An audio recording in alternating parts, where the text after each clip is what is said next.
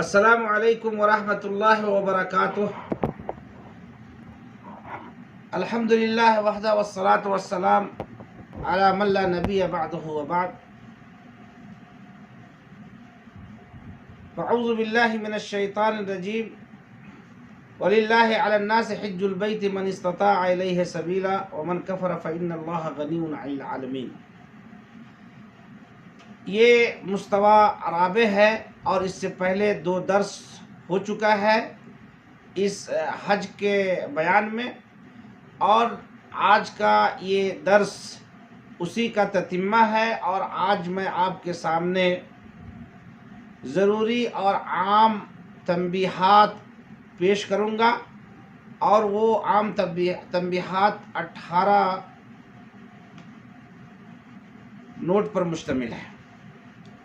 پہلی چیز کہ احرام باندھتے ہی انسان کو تلبیہ پکارنا شروع کر دینا چاہیے، اور اسے جاری رکھیں یہاں تک کہ 10ویں تاریخ کو جمرۃ العقبہ کی رمی کریں۔ اور تلبیہ جانتے ہیں، لبیک اللہم لبیک لبیک لا شریک لک لبیک ان الحمد والنعمت لک والملک لا شریک لک، اس کو تلبیہ کہتے ہیں۔ دوسری چیز سنت یہ ہے کہ 8ویں تاریخ یعنی یوم الترویہ کو منی پہنچ جائیں۔ اگر وقت کی تنگی یا کسی سبب سے منی نہیں پہنچ سکے تو 9 تاریخ کو سیدھے عرفہ پہنچے۔ تیسری تنبیہ، جب میدان عرفات میں پہنچ جائیں تو خوب اچھی طرح سے معلومات حاصل کریں اور یہ یقینی کر لیں کہ یہ حدود عرفات ہے، بصورت دیگر ارکان حج کا اہم اور عظیم رکن فوت ہو جائے گا۔ تیسری تنبیہ، میدان عرفات میں جبل رحمت کے پاس جانا ضروری اور واجب نہیں ہے، بلکہ اس کے لیے مناسب یہ ہے کہ عرفات میں ایسی جگہ کا انتخاب کرے جہاں وہ نہایت عاجزی و انکساری کا اظہار کرتے ہوئے یکسو ہو کر اللہ سے دعا کر سکے۔ یعنی معلوم یہ ہوا کہ جبل رحمت پہ جانا ضروری نہیں ہے، جہاں آپ کو جگہ ملے وہیں پر خشوع اور خضوع کے ساتھ اور عاجزی کے ساتھ، بلکہ عاجزی کا اظہار کرتے ہوئے یکسو ہو کر اللہ سے دعا کرے۔ 5واں نوٹ، حج کرنے والے پر واجب ہے کہ جب وہ عرفات سے مزدلفہ کی طرف روانہ ہو تو اللہ تبارک و تعالی سے مغفرت اور بخشش کا سوال کرتے ہوئے نہایت خشوع اور خضوع سے روانہ ہو، یعنی نہایت خشوع اور خضوع کے ساتھ عرفات سے مزدلفہ کی طرف روانہ ہو۔ اللہ رب العالمین کا فرمان، ثم افیضوا من حیث افاض الناس واستغفروا اللہ ان اللہ غفور رحیم، پھر تم اس جگہ سے لوٹو جس جگہ سے سب لوگ لوٹتے ہیں، اور اللہ تعالیٰ سے طلب بخشش کرتے رہو، یقیناً اللہ تعالیٰ بخشنے والا مہربان ہے۔ یعنی معلوم یہ ہوا کہ جب عرفات کے میدان سے مزدلفہ کی طرف روانہ ہو تو انسان کو چاہیے کہ وہ اللہ تعالیٰ سے بخشش مغفرت طلب کرتے ہوئے نہایت سکون و اطمینان کے ساتھ وہاں سے مزدلفہ کے لیے نکلے، یعنی عرفات سے مزدلفہ کے لیے نکلے۔ نمبر 6، جب مزدلفہ پہنچ جائے تو سب سے پہلا کام جسے ایک حاجی پر کرنا واجب اور ضروری ہے وہ یہ کہ مغرب اور عشاء کو جمع اور قصر کے ساتھ ادا کرے۔ یعنی اذان دی جائے، اذان دینے کے بعد ایک ہی اذان ہوگی، اور پھر پہلے مغرب کی نماز 3 رکعت ادا کریں گے، پھر عشاء کی نماز قصر یعنی 2 رکعت ادا کریں گے۔ اس کے بعد بقیہ رات کو اطمینان اور راحت سے گزارے، سو جائے آرام حاصل کرے تاکہ کل 10ویں تاریخ کو آنے والے دن کو جو کام انجام دینے ہیں اس میں قوت اور چستی اور توانائی پیدا ہو جائے. یعنی 10 تاریخ جو آنے والا ہے، 10 تاریخ کو بہت سارا کام حاجی کے پاس ہوتا ہے. مثال کے طور پر جمرۃ العقبہ کو کنکری مارنا، اسی طریقے سے طواف افاضہ کرنا، اسی طریقے سے قربانی کرنا، بال کٹنا آنا، اور صفا اور مروہ کی سعی کرنا. یہ سارے کام حاجی کے لیے ہوتے ہیں. اس لیے اس رات میں سو جائے تاکہ کل جو کام کرنا ہے اس کے لیے بڑا ہی مشکل کام ہے، تو اس کے اندر قوت، چستی اور توانائی پیدا ہو جائے تاکہ وہ اس کام کو آسانی کے ساتھ انجام دے سکے.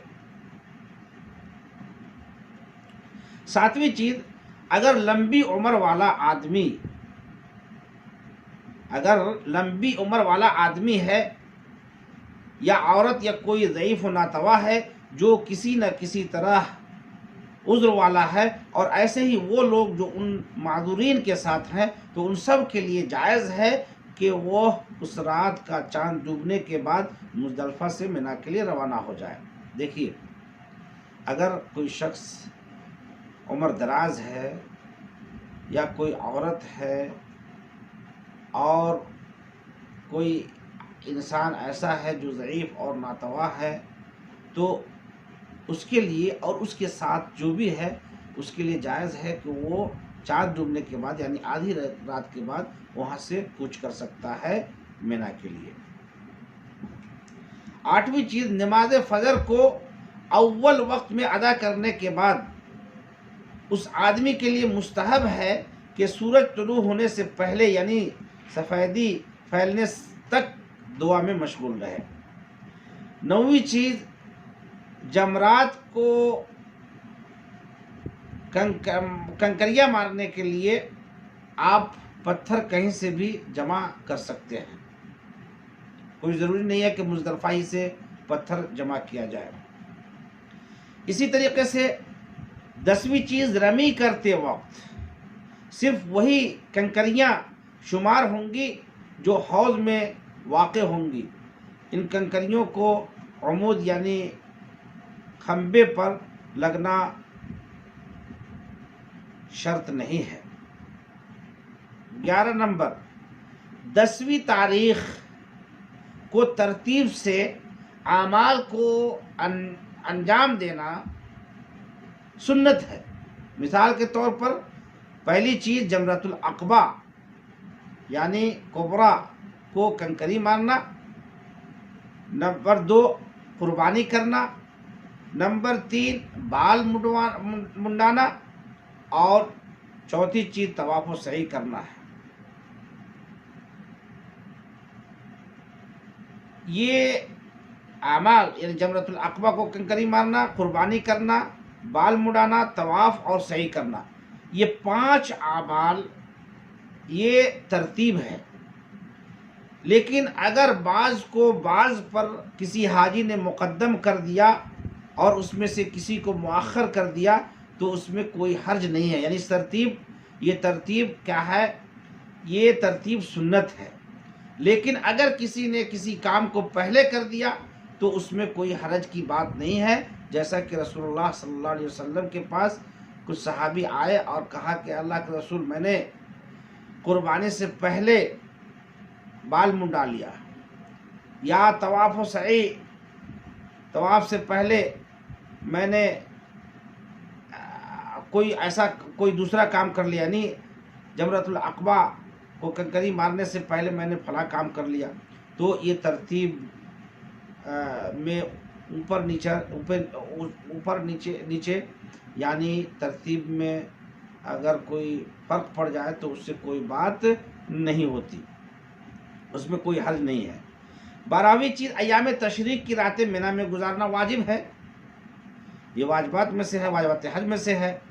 اور 13ویں چیز، ایام تشریق میں جمرات کی رمی ذیل کے طریقے پر ہوگی. پہلی بات کہ 11، 12 اور 13 کی رمی.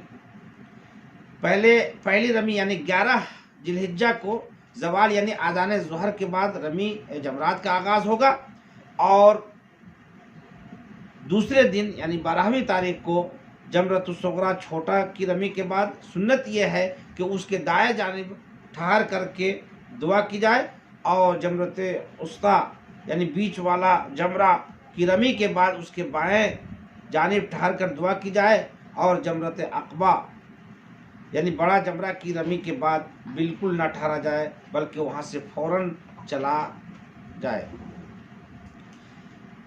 14ویں چیز، اعمال حج میں سے جو عمل سب سے آخر میں کرنا واجب ہے وہ طواف وداع ہے۔ 15ویں چیز، اگر طواف وداع کی نیت کر لی اور طواف افاضہ کو آخر میں انجام دیا تو یہ طواف وداع کی طرف سے کافی ہو جائے گا۔ یعنی اگر طواف وداع کی نیت کر لی اور طواف افاضہ کو آخر میں انجام دیا، سب سے آخر میں کیا، تو یہ طواف وداع کی طرف سے کافی ہو جائے گی۔ یعنی طواف وداع اور طواف افاضہ کو آپ جمع کر سکتے ہیں۔ اگر طواف افاضہ کے بعد عورت کو حیض آ گیا اور کوئی عورت حج کر رہی ہے اور اس نے طواف افاضہ کر لیا ہے 10 تاریخ کو، اور اس کے بعد اس سے ماہواری آ گئی، حیض آ گیا، تو ایسی صورت میں وہ عورت جس کو حیض آیا ہے طواف افاضہ کے بعد، طواف حج کے بعد، تو اس سے طواف وداع ساقط ہو جائے گا۔ وصلی اللہ علی نبینا محمد وعلی آلہ وصحبہ اجمعین۔